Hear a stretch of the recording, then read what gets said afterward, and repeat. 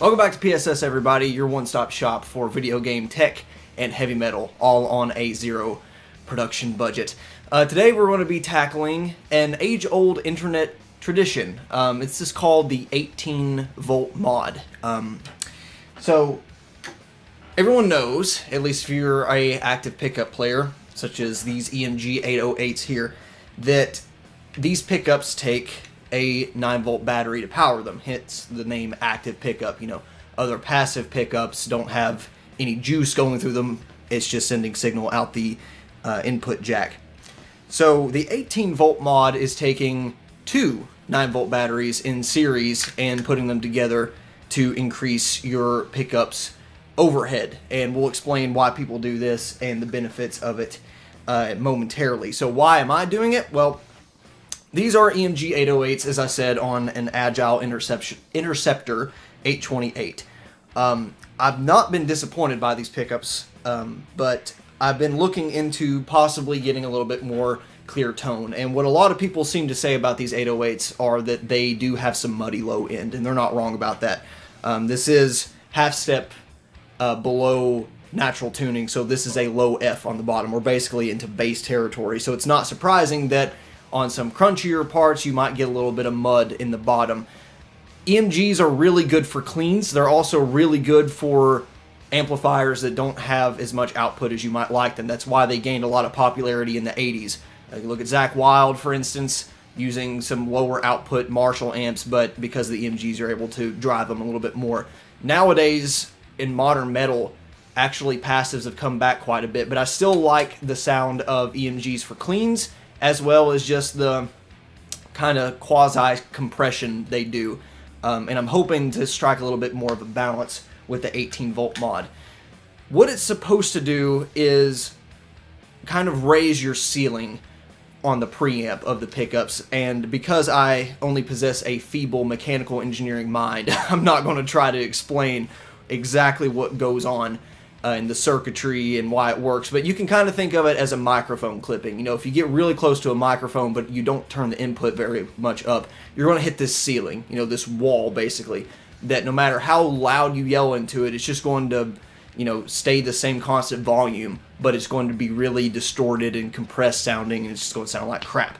That's kind of the problem you run into with these pickups on really low frequencies, because they sound wonderful already as is on, you know, the upper strings, but when you go down to this, you know, low B flat and low F, they can kind of get muddy. So what putting an 18-volt battery in it will do, at least the equivalent of an 18-volt battery, is raise that overhead. That way you should get a little bit more cleaner signal. The other option was to buy an 808X, which is supposed to be a bit of a middle ground between a passive sound and an active sound. They cost about $130 a pop, and you know, they can be just modularly switched out in this system right here. But I figure I'm going to at least give this a try before I spend any more money. As you can see from my little rigged string mute, that I'm at least going to give it, you know, a rigged solution a try first before I have to spend any more money, because this works fine. So if this ends up working well, I will be extremely happy. So we're going to show you how to do it. Not that I've done it, but I get the basic concept, think I can do it. And we'll do a before and after comparison on how they sound, and I'll try to get someone else that isn't really familiar with pickups and see if they can tell a difference as well. So let's get started. So starting here on the back of our guitar, we're going to want to take off this back plate. At least for me, this is where all of the tone pots, volume pots, selector switch, all that good stuff is.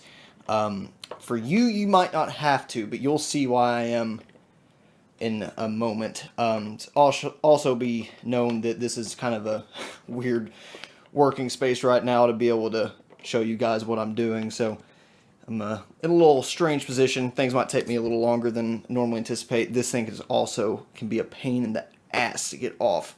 So I'm going to try with my non-existent fingernail here. Try not to scratch it. There we go. Okay. So you can see I've already put some double-sided adhesive there, and when I flip this open, you'll see why I actually have another fresh 9-volt here, so we'll swap. I just put that in yesterday. So as you can see from this cavity, there's no way I'm fitting two. It is designed for one. Now, if you don't have a separate cavity for your guitar with active pickups, you might be able to, just fit everything right next to where the current battery is. For me, that's just not going to happen. So the plan is for me, is we're going to take one of the pieces, attach it to the harness here, run it through the existing hole, and then we'll create our little parallel or our series connection over in here. So that's the plan. So take 3 of these. Looks like we got plenty of length, so that's a good thing. Let's see, there's not a ton of room to spare here, but I think that'll be enough. So we'll try it. And I have a feeling this will be done easier right now. So you'll take the opposite ends, clasp them together just like this were a normal 9-volt battery. And then, see, we've got plenty of room. Stick that there. Now we got to find the hole, which is always easiest. There we go. Push those gently in. Try not to wreck the current wiring that's there. All right, it's actually pretty good. So on all of these, we're going to go black to red. That way it creates, negative to positive, all that good stuff. So another tool that might come in handy is a bit of pliers. I don't have any wire strippers on me. I don't really feel like running out and rummaging through my garage right now to to find them. So that might very well come in handy for you. When you're done, whatever, if this is satisfactory to you, just wrap it up some black electrical tape for now. At least that's what I'm going to do. All right, now that that's nice and disgusting looking, all we got to do is attach black to red and then black to red down here, which might be easier said than done. Oh, man. Yeah, this is a little tricky. For those of you who have it in the same compartment, the battery that is, this shouldn't be an issue because you can do this entire harness outside of the guitar and put it in, but where I'm having to run wires through, it's a little bit of a pain. I just put it in, and then I went the wrong way with my pliers and just undid all that work. So that's sweet. All right, that's 2 out of 3 down. 1 more to go. Okay, we should be in business. So now all that's left to do is attach the batteries and figure out where they go. Like I said, for those of you that might have a more, constrained space than this might be a harder issue for you. It may be a lot easier though if you don't have one of those in the first place. So we'll just have to see. But connect these things, and assuming it doesn't cause a fire, we'll be ready to rock. So now I just got to figure out how I want to place these. I think this will sit just as I'd imagined. Try not to, have these wires interfere with any of the other stuff that's actually supposed to be there. I might be able to tuck this in there. I think that'll work. Yeah. So I'm going to push down on those, and I'll put some double-sided adhesive and some foam. That way this, presses down on it a bit, should keep it intact. Alright, just a bit of that. Cool. And now we gotta decide which way, long ways, I guess. That's probably the best way to go about it. Okay, cool. See if I can ease this in a little bit. There you go. It's my handiwork. So now we got a solid battery pack. And I've actually tested this already with a couple dead ones, and they sit in there beautifully when this thing is screwed down. So now all that's left to do is scratch your guitar finish. That's a good thing to do. And screw this in and pray to the electrical gods that it works and it delivers good results. So as you can probably tell from the terrible lighting in here, it's been a few hours since I first installed this 18-volt battery mod. I'll let you guys listen to a couple test files that I ran. That way, you can hear the difference firsthand. Be warned that I'm sure YouTube compression is going to do a number on it, and that, it's going to probably make it sound a little bit more similar than it does in real life. But it does work, and I think even if the results aren't mind-blowing, they should be fairly interesting. So let's check out the raw guitar signal for playing the Combustion intro, one of my favorite Meshuggah songs.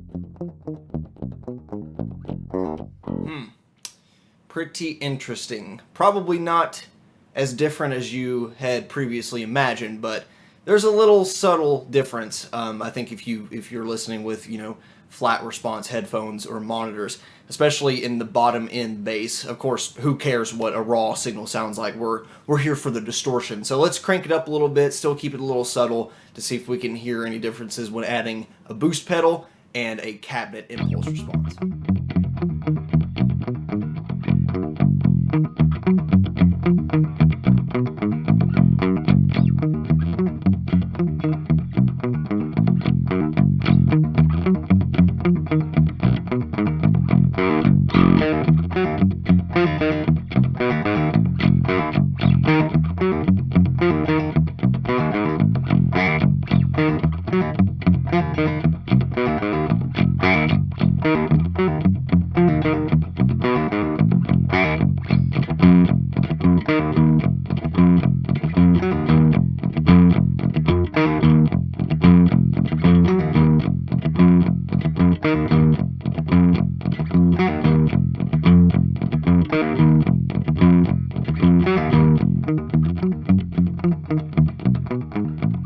I think here's when you can start to hear the power of the bottom end coming out. It turns from this more thin, nasally sound to a more robust, punchy bottom end on these lower strings. So let's check out what it sounds like with everything turned on. Boost pedal, amplifier, and a cabinet.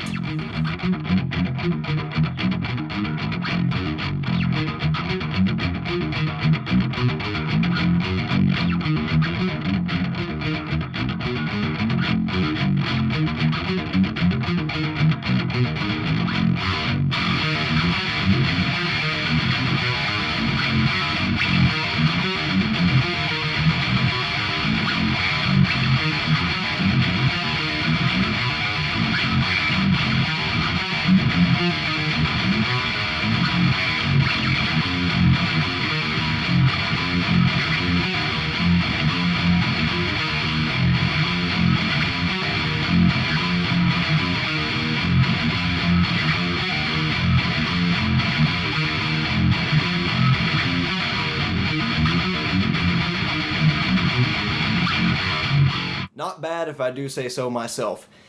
Is it night and day different? Absolutely not. Is it enough to make you run out right now and buy all the stuff to, perform this mod? Maybe not. Maybe not to you. Especially when you're using free VSTs to run the tests. If you have a more expensive amp setup or something like an Axe FX or Kemper, maybe it would shine through a little bit better. But for this application, it's probably not going to make or break your tone. However, I think it is important enough that I'm glad I performed it. I don't think I'll ever go back to 9 volts on an 808 standard. I might, try out an 808X. But from my experience, what I've heard comparisons between the 18 volt mod and the 808X, I'm not dying to spend $130 for the increase that I get. I would rather go a completely different pickup entirely if I was chasing a new tone. So I'm satisfied with this. And, something that you can't hear from YouTube comparisons or testimonials is just the way it feels playing. And that's a really hard thing to convey with musical equipment, whether it be an amplifier or a cabinet or a pedal, especially guitars. It just feels more powerful. I don't know how to exactly explain it. Not only in the bottom F string, but all the way up to the next 3, I feel like you get a lot more punch, a lot more dynamics, and I think that is it is attributed to that higher overhead you get thanks to the 18 volt mod. Interestingly enough, you can actually pack on another 9 volt battery if you wanted. You could go up to 27 volts, and I believe you can even go beyond that. EMG doesn't recommend doing it, not because of safety, but because from their tests they just don't see any benefit past 18 volts. So, if you want to make a video and experiment and show what it sounds like with 27, I would be interested in that, but I don't have room for it, and I do have a couple more connectors, but I don't really think I'm going to venture into anything past 18 volts. So yeah, I'm satisfied with it. I hope that, this helps someone either with their Agile, or I know Schecter and ESP, around the $1,000 range guitars, a lot of these ship with 808s. I would prefer to have an 808X right now, but until I get a little bit, you know, more higher end recording equipment as far as, you know, guitar amplifier emulation and all that sort of thing, I don't think this is the biggest bottleneck in my sound, you know. So I'm happy with it, and I hope you guys were able to learn something and are able to apply it on, you know, your current acts if applicable. So if you like this video, you know, you can find all that stuff down there. If you want to see stuff like this in the future, be sure to hit that subscribe button. There's some stupid notification thing too, because YouTube sucks and, you know, has screwed up the subscribe system. I don't understand. It's like getting something in the mail to let you know that it's, you know, a video's up. How do you mess that up? But regardless, appreciate your support and hope you liked the video. And we'll see you in other little doohickey tutorial things like this in the future. Thanks for watching. Bye.